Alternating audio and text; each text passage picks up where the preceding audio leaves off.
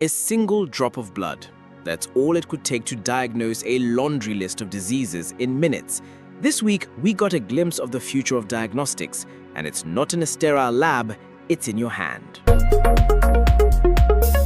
Arizona State University researchers have unveiled NasRED, a new blood test using gold nanoparticles that can supposedly detect diseases like COVID-19, Ebola, and HIV with lab-grade precision, or from a single drop of blood. The claim is this tech is so portable, so fast, and so cheap, at just $2 a pop, that it could fundamentally change healthcare in remote or under-resourced areas. Is the kind of tech that gets you thinking about an end to pandemics, a real leveler in global health. But the reality is always a bit more complex. While the initial data looks promising and the concept is a genuine breakthrough, a device like this isn't going from a university lab to a village in sub-Saharan Africa overnight. It still needs to be mass-produced, regulated, and integrated into existing healthcare systems, all while competing with the multi-billion-dollar diagnostic industry. And a device that can detect a disease is one thing, getting the right treatment to the patient is another. It's a spectacular first step, but the path from one-drop wonder to global game-changer is a marathon, not a sprint. We've seen plenty of revolutionary tech hit a wall after the initial fanfare. Here's hoping this one lives up to the promise. Meanwhile, on the genetic front, the search for what makes us human just got a bit more specific. UC San Diego scientists have identified a tiny non-coding DNA switch they're calling HR123. It's a kind of volume control for brain development that might be responsible for our larger, more flexible brains.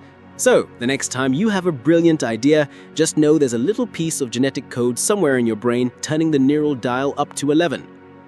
And speaking of brilliance, or a lack thereof, it turns out cats can get dementia, with brain changes strikingly similar to human Alzheimer's.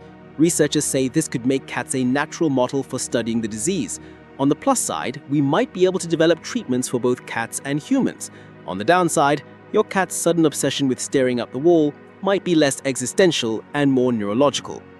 In other news, Swedish scientists have developed skin in a syringe, a gel with live cells that can be applied directly to a wound or 3D printed to promote healing without scarring. It's an incredible step forward for burn victims. And a quick one on a decidedly less friendly development. A study found that the parasitic worm Schistosoma mansoni can invade its host by literally turning off the body's pain and itch signals. This discovery could inspire new painkillers, which is a wonderful bit of irony, as a parasite that sneaks in undetected is now teaching us how to make sure we don't feel anything at all. So what's the big takeaway from this week? It's a tale of two realities. On one hand, we're seeing incredible, almost sci-fi level breakthroughs in medicine and genetics that promise a healthier, longer future. But on the other, these same advancements are forcing us to confront some of the most fundamental questions about what it means to be human. From brain-altering gene therapy to the ethical implications of using our pets as models for human disease. The only thing that's certain is that the pace of change isn't slowing down, and staying on top of it will require more than just a passing glance at the headlines.